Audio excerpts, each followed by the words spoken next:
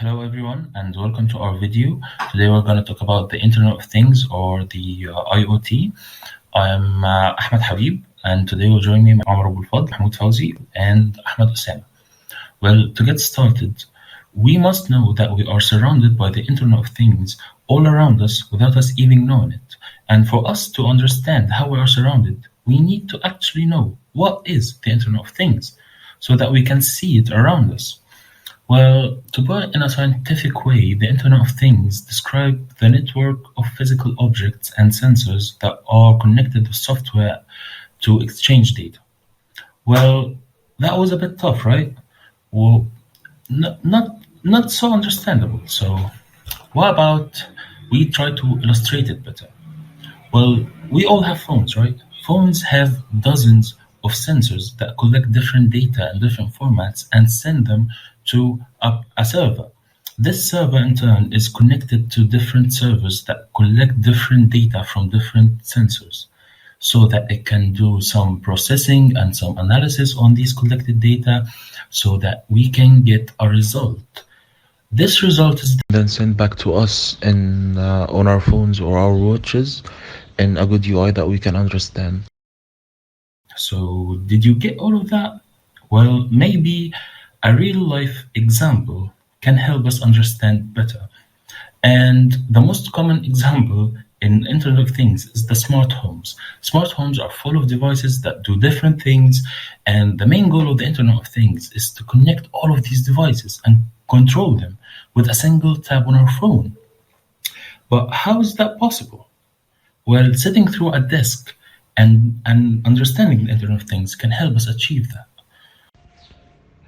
Well, that was just a quick overview of what we have today, and now Omar Abuelfadl will illustrate better with a more in-depth example.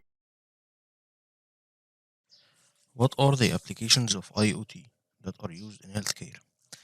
The most common application is remote patient monitoring, where doctors could monitor patients that went through a surgery, which the doctor can check the patient health and how their health should be progressing. Another application of IoT is hospital operations management.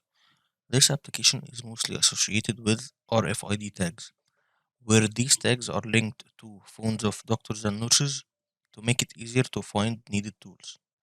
And the RFID tags could also monitor the usage of drugs and if they should be restocked or not. A different use for IoT is hearing aid. Almost 466 million people are suffering from hearing loss problems. By using hearing aids that contain small audio amplifiers that can make sounds that are difficult to hear louder. As technology have progressed, patients can use their phones instead of the expenses the patient has to pay for buying a hearing aid device, which they can use the microphone of their phone to convert audio to digital form to be amplified for the patient. Each year, about 40 million people in the US suffer from mental health problems. So, tech giants such as Apple and Samsung started working on their smartwatches to detect depression levels. How is that possible, you may ask? Well, these devices can measure your emotional state by monitoring your heart beats and your sleeping schedule. This data is then stored and could be sent to a psychologist to improve the patient's mental state. As AI advances, it can learn from the data stored what procedures could be done to make the patient's life more positive. Every day, the technology used in hospitals is evolving. Nowadays, robotic arms are used in surgery, where it enables doctors to perform an operation with more control and precision. It has also opened the possibility for surgeons to perform operations from a distant place, which can save countless lives both in hospitals and in war zones. This application is already being implemented in surgeries such as cardiac valve repair, gynecologic surgical procedures, and more. Another problem that can be taken in measure is performing surgery for a long time. The use of the robotic devices can put an end to this problem. And now Mahmoud Fawzi will go in details in some examples. Then we will illustrate the glucose monitoring and the treatment, one of the usage of the IoT in the medical field. First, let us talk about the diabetes. The diabetes, there are around 463 million people living around the world living with diabetes. And it's expected by 2045 they will be around 700 million. Our application today illustrate how from a medical wearable device or patch you could monitor the blood glucose level and treat it. You could monitor it from the skin of the body, and you could treat it with some injections using needles. First, the monitoring process. The monitoring process determined by measuring the pH level of the skin and measuring the temperature change of the skin.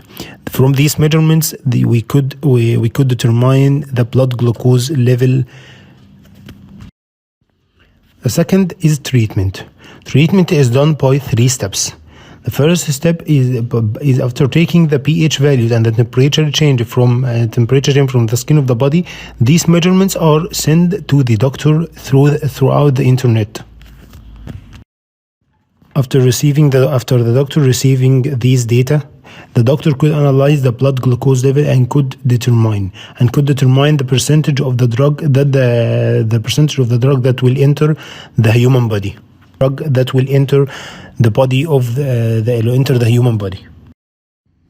After analyzing these data and determining the blood glucose level, the IoT will enter again the treatment process by to make the doctor available to send his instructions from his mobile or from the mobile device to the watch to start the treatment process.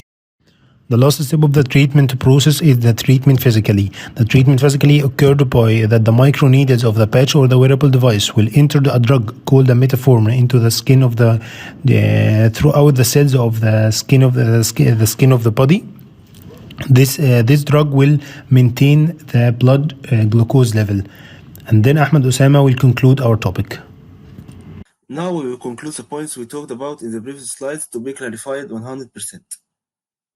I will talk now about applications, benefits, and challenges that faces the IoT users. From the applications of IoT users, first reporting the data of the patient, then follow the case by monitoring it to the final stage is the analysis. IoT devices can collect, report, and analyze the data in real time and cut the need to store the raw data.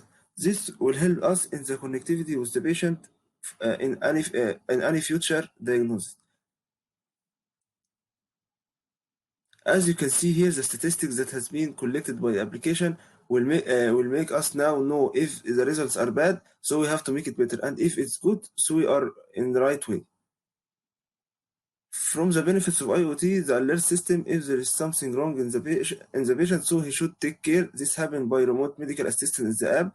After this, the research or report will save this case of the patient for any future events. This connectivity made will make the contact between patient and hospital easily and without any efforts. We will move now to the challenges that face us, like the amount of money and time taken to be in the right way, or how to take advantage from the stats I got from IoT research. And last thing is how to deal with the future. Not all of the countries can benefit from IoT due to it need a lot of money. But the bottom line, countries are working hard to make it affordable because it's the future. Finally, we will talk about the most important feature of IoT until 2021. First, it helps older people that are the most of the time alone. The data recorded from their history to be easily connected to the hospital. This will make the diagnosis of the patient very easily. This is called the connection between patient and hospital. This can be made by the emergency system if something not wrong, if something not normal happens to the older patient, we can help them very fast. So this is the end of our record. Hope you all enjoyed it. Thank you very much.